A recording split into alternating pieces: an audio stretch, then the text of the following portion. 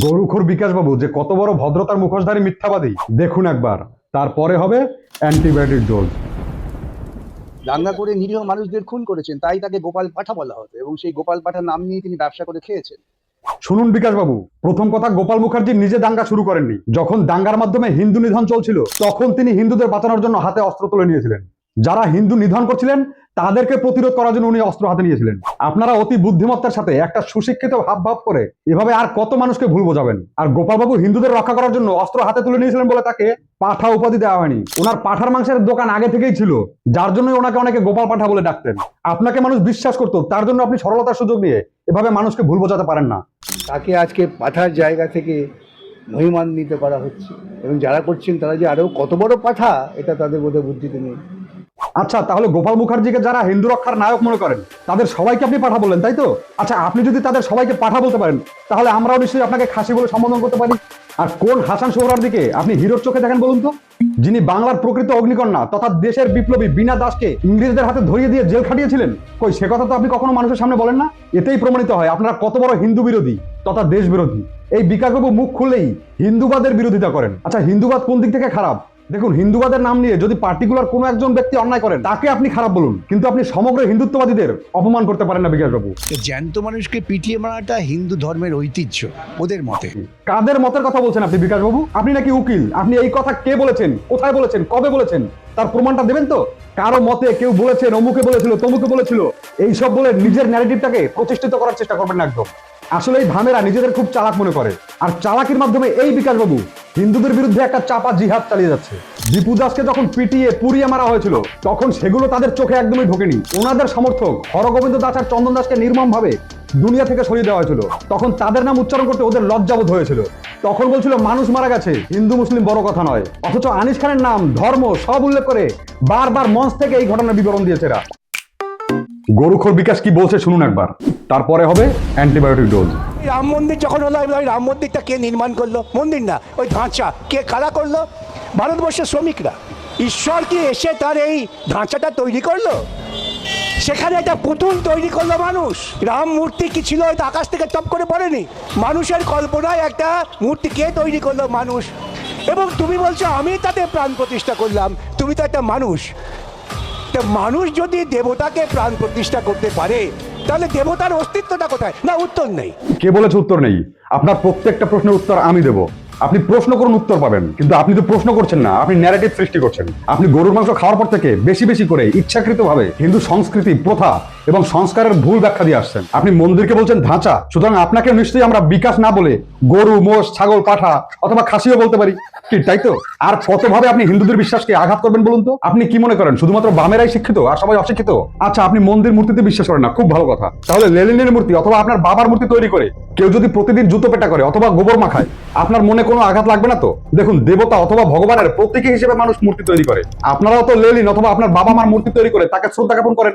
সেরকমই সৃষ্টিকর্তার একটা প্রতীকী মূর্তি তৈরি করে মানুষ তার সামনে নিজেকে সমর্পণ করেন। ভাবুন না, কেউ যদি বিশ্বাস করে যে ভগবান বলে কিছু আছে, আমি যাই করি না কেন সে সবটা দেখতে পায়, তাহলে সে যদি কোনো অন্যায় করতে যায় কোথাও, তাহলে তো তার বিবেকে একবার হলেও বাধা দেবে যে না, আমি যে অন্যায়টা করছি সেটা আর কেউ বিশ্বে না দেখুক, ভগবান তো দেখছে। সুতরাং সে যে কোনো অন্যায় করতে যাবে তার বিবেকে বাধা দেবে। তাছাড়া মূর্তি মানুষের মনোসংযোগ বৃদ্ধি করে, ভক্তির অনুভূতি জাগায়, মানুষের একাগ্রতাকে প্রতিষ্ঠিত করে। স্বামী বিবেকানন্দ নিজেও তো ধ্যান করতেন। তাছাড়া ঘরের মধ্যে অনেক হিন্দুরাই মূর্তির সামনে ধ্যানে মগ্ন হন, তাতে তার চিত্ত শান্ত হয়, তার উগ্রতা হ্রাস পায়। অবশ্য আপনাদের এসব কথা বলে লাভ নেই, আপনাদের কাছে ধ্যান তো দূরের কথা, যোগব্যায়ামই তাচ্ছিল্য তার খোরাক। আসলে আপনার মতো ভামেরা ভগবানকে বিশ্বাস করে না বলেই মরিচঝাপিতে নিরস্ত্র অসহায় গরিব মানুষদের নির্মম ভাবে মেরেছিলেন আপনারা। মরিচঝাপিতে এরা কতটা নৃশংসভাবে হত্যাকাণ্ড চালিয়েছিল তার ছোট্ট একটা ভিডিও ক্লিপ দেখলে আপনারা বুঝতে পারবেন। দেখুন একবার। বামপন্থী সরকার পুরোপুরি নৃশংসভাবে গরিব মানুষদের চারিদিক দিয়ে ঘিরে ফেলে খাবার পানীয় জল বন্ধ করে দিয়ে হত্যা করা, এরকম নজির পৃথিবীতে খুব কমই আছে। দেখলেন তো, এই বামেরা নাকি আবার অতি শিক্ষিত ভাব মারিয়ে জ্ঞানের কথা বলতে আসে। যাই হোক, এবার আসি প্রাণ প্রতিষ্ঠার কথায়। প্রাণ প্রতিষ্ঠা মানে আক্ষরিক অর্থে প্রাণকে মূর্তির মধ্যে ঢুকিয়ে দেওয়া নয়। অনেক পণ্ডিতের মতে প্রাণ প্রতিষ্ঠা বলতে মূর্তির মধ্যে মানুষের মতো শারীরিক প্রাণ সৃষ্টি করা বোঝায় না, বরং এটি একটি ধর্মীয় আচার যার মাধ্যমে ভক্তরা ঘোষণা করেন যে এখন থেকে এই মূর্তিকে ঈশ্বরের উপস্থিতির প্রতীক হিসেবে পূজা করা হবে। একটা মূর্তি সম্পূর্ণরূপে তৈরি হওয়ার পরে আক্ষরিক অর্থে মূর্তির কাজ সম্পন্ন হয়েছে সেটা বোঝানোর জন্য একটা প্রথাই হলো প্রাণ প্রতিষ্ঠা। আচ্ছা, আপনাদের কথা অনুযায়ী যিনি প্রাণ প্রতিষ্ঠা করেন তিনি তো তাহলে নিজেই ভগবানের সৃষ্টিকর্তা বলে মনে করবেন নিজেকে, তাহলে তিনি কেন প্রাণ প্রতিষ্ঠা করার পরে সেই মূর্তিতে প্রণাম করেন? আসলে এগুলো আপনারা সবই জানেন, সবই বোঝেন, কিন্তু আপনাদের উদ্দেশ্যটা হচ্ছে হিন্দুদের ছোট করে দেখানো। আমি কি কিছু ভুল বললাম? তাহলে অবশ্যই কমেন্ট করে জানাবেন। ভাম নেতা সুজন চক্রবর্তী, যাকে আপনারা অনেকে সুজাউদ্দিন বলেন, তিনি পশ্চিমবঙ্গ দিবসের ইতিহাসটাকে অস্বীকার করছে কিভাবে দেখুন। তারপরে হবে অ্যান্টিবায়োটিক ডোজ। পশ্চিমবঙ্গ দিবস 20শে জুন, তার মানে কি আছে? এমনি রাজ্য দিবসের কি অর্থ আছে আমি জানি না। যাব বাবা, আপনি তো পশ্চিমবঙ্গ দিবসের মানেই জানেন না, তাহলে কাবাব মে হাড্ডি হওয়ার জন্য দৌড়দৌড়ি করছেন কেন? আচ্ছা, জানেন না যখন আমি বলে দিচ্ছি, শুনুন। পশ্চিমবঙ্গ দিবস মানে হচ্ছে পশ্চিমবঙ্গের জন্মদিন। 1947 সালে 20শে জুন অবিভক্ত বাংলার আইনসভায় একটি ঐতিহাসিক ভোটের সিদ্ধান্ত নেওয়া হয় বাংলা বিভক্ত হবে কিনা তাই নিয়ে, যাকে বলে বাংলা ভাগের ভোট। মুসলিম অধ্যুষিত পূর্বাঞ্চল যাবে পাকিস্তানে, আর হিন্দু অধ্যুষিত পশ্চিমাঞ্চল ভারতের অংশ হিসেবে থাকবে। এই সিদ্ধান্তের ভিত্তিতেই পশ্চিমবঙ্গের জন্ম হয়। বোঝাতে পারলাম সুজন বাবু? যদি সত্যিই কোনো আজকালকার পশ্চিমবাংলার জন্মদিন বলে কিছু পালন করতে হয়, তাহলে সেটা 1 নভেম্বর 1956, যখন কুচবিহার যুক্ত হয়েছে, যখন পুরুলিয়া যুক্ত হয়েছে, যখন পূর্ব বাংলার পশ্চিমবাংলার বিভাজনের একটা অংশ কমপ্লিট হয়েছে। ও আচ্ছা, তার মানে কি কেউ জন্ম নেওয়ার পরে যেদিন তার দাড়ি চুল পুরোপুরি গজাবে, অথবা তার স্পেশাল কোনো অঙ্গ পুরোপুরি পরিস্ফুটিত হবে, অথবা যেদিন খাতনা করে দেবে, মোট কথা যেদিন আপনার দেহটা ফাইনালি পরিপূর্ণ হবে, সেদিন তার জন্মদিন? সত্যি অদ্ভুত যুক্তি খাড়া করেন এই বামেরা। আচ্ছা, ওনার কথা মতো পশ্চিমবঙ্গের সাথে আবারও যদি কোনো অংশ কোনোভাবে যোগ হয়, সেদিন আবার পশ্চিমবঙ্গের জন্মদিন পাল্টে যাবে? মানে যা মনে আছে তাই নাকি? এই বাম আর কংগ্রেস ইতিহাসের পুরোপুরি মার গেলে দিয়েছে। আর একটা সরকার ছিল পিসি সরকার, তার তো উঠলো ভাই কটক যাই, বাংলার ইতিহাস ঘেটে দেখারও দরকার নেই। হঠাৎ তার মনে উঠলো 1 বৈশাখ, ব্যাস 1 বৈশাখ পশ্চিমবঙ্গ দিবস। কে সাপোর্ট করলো না করলে কিছু যায় আসে না। আমাদের নির্দেশ থাকবে, আমাদের নির্দেশ থাকবে, আমরা বাংলা দিবস পালন করব 1 বৈশাখ, শুভ নববর্ষের দিন। মানে এদের মনে যা আছে তাই করে বেড়ায়। বর্তমান সরকার ইতিহাস মেনে কেন পশ্চিমবঙ্গ দিবসকে মান্যতা দেওয়া হলো, তার জন্য এদের গায়ে খুব জ্বালা ধরেছে। আপনাদের কারো কথাই বিশ্বাস করতে হবে না, গুগলে গিয়ে সার্চ করে দেখে নিন না কিভাবে পশ্চিমবঙ্গের জন্ম হয়েছে। কোনটা সত্য কোনটা মিথ্যা নিজেরাই বুঝতে পারবেন। মানুষ এমনি এমনি এই তোলামুলার বাম কংগ্রেসকে বাংলা থেকে নিশ্চিহ্ন করেনি। এরা কেউ কোনোদিনও বাংলার ভালো চায়নি, সঠিক ইতিহাসকে সামনে আসতে দেয়নি। দেখা যাক বর্তমান সরকার কি করে। বারুইপুরের নাকি আরএসএস আর বিজেপির লোকেরা ঘটিয়েছে, দেখুন একবার কি বলছে। তারপরে হবে অ্যান্টিবায়োটিক ডোজ। এখানে আরএসএস যেমন মানুষদেরকে বোঝাচ্ছে যে মুসলিম মহিলাকে ধরে ধরে ধর্ষণ করো, এ খুলে পুরো বলছে, সেই হিসাবে ওদের মগজ ধোলাই করে এমনই আতঙ্কে ফেলে দিচ্ছে। এখানে শত্রুতার কোনো বিষয় নেই, এখানে সাম্প্রদায়িক দাঙ্গা হচ্ছে। আপনার নাম? আমির হোসেন। আচ্ছা, বলছি আসামিদের কারোর নাম জানেন কি আপনারা? না, আসামির কারোর নাম জানি না, আর কজন এর মধ্যে দোষারোপ সেটা পুলিশ ভালো করে বলতে পারবে, আমরা কি করে বলতে পারবো? বাহ, আসামির নাম জানে না, পরিচয় জানে না, কিন্তু সে আরএসএস এর লোক সেটুকু জানে। ভাবা যায় একটা মেয়ে এরকম নির্মম ভাবে নরখাদকদের শিকার হলো, সেখানে এরা এরকম জঘন্য ভাবে মিথ্যা কথা বলে একটা কমিউনাল ভায়োলেন্সের সৃষ্টি করার চেষ্টা করছে। আচ্ছা, আরএসএস যে খুলেআম মুসলিম মহিলাদের নির্যাতন করার কথা বলেছে, সেটা উনি কোথায় দেখতে পেয়েছে? প্রমাণটা মানুষের সামনে দিক উনি। আরএসএস মানেই হলো একটা রাষ্ট্রীয় স্বয়ংসেবক সংস্থা, যারা ফ্রিতে দেশের তথা মানুষের সেবা করতে প্রতিজ্ঞাবদ্ধ। শুধুমাত্র তারা বিজেপিকে সমর্থন করে বলে প্রত্যেকটা রাজনৈতিক দল এদের বিরুদ্ধে এভাবে মিথ্যা গুজব রটায়। আবার সিপিএম তো এক ধাপ উপরে চলে গেছে, তারা আবার বিজেপির নেতা শান্তনু মণ্ডলকে দায়ী করে বসলেন যে শান্তনু মণ্ডল নাকি পুলিশ ফাঁড়ি থেকে মূল অভিযুক্তকে ছাড়িয়ে দিয়েছে। দেখুন একবার। বিজেপি সমর্থক তারা হচ্ছে কি তুলে নিয়ে গিয়ে রেপ করেছে, করে হত্যা করেছে, খুন করেছে নাবালিকাকে। খুনটার বিজেপির নেতা শান্তনু মণ্ডল, সে তার নির্দেশে পুলিশ ওই অভিযুক্তকে ছেড়ে দিল। ভাবা যায় যে শান্তনু মণ্ডল অভিযুক্তকে নিজের হাতে ধরে পুলিশ ফাঁড়িতে নয় বরং থানায় নিয়ে চলে গেল।